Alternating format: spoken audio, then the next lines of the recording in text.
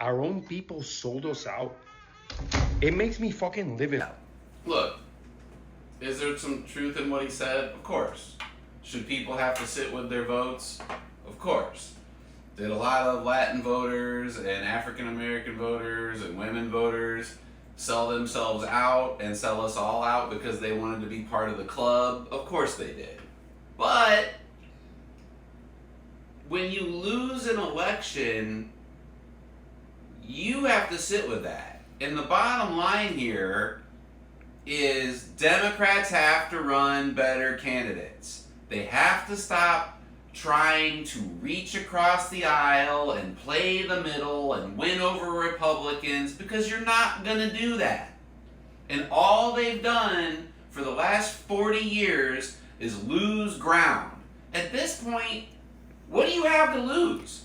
They're so scared of being progressive. They're so scared of campaigning on things like universal health care or higher wages or better working conditions. They're so absolutely terrified of any true progressive issues because we might lose some centrists. We might lose some Republicans. We might lose some ground here and there. You've already lost everything. Everything. Because you refuse to get progressive.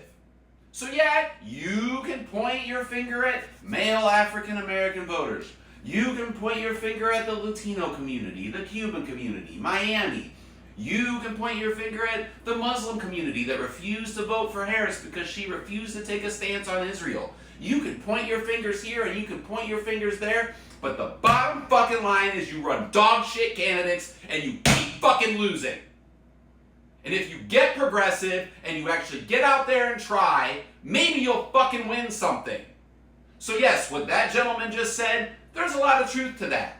But we need to stop blaming each other and start blaming the people whose job it is to get us to vote for them. You don't owe Democrats your fucking vote. And that's what they've done to you for 40 years, is just said, well, we're better than the worst thing. That's not good enough anymore. Because guess what? We already have the worst thing. And we're on our way to a worst thing.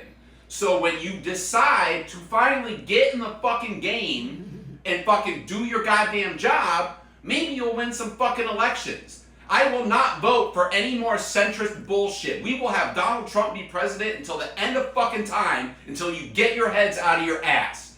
You don't want universal health care? Not voting for you. You don't want cheaper education? Not voting for you. You don't want to actually control the prices of things like rent and groceries and bring some of the cost of fucking living down? I'm not voting for you. I don't care if you're running for fucking dog catcher.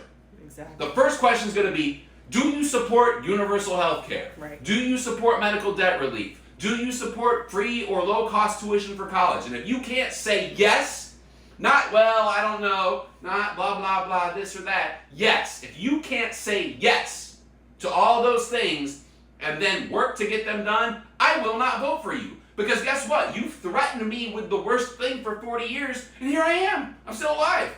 Right here. We have the worst thing. We're on the precipice of World War III. People are losing their rights. There's riots and fucking protests in the goddamn street. We got a guy who thinks he's the fucking king of the goddamn world. And I'm still here. So do your fucking job, or I'm not voting for you. Period. I know that's right.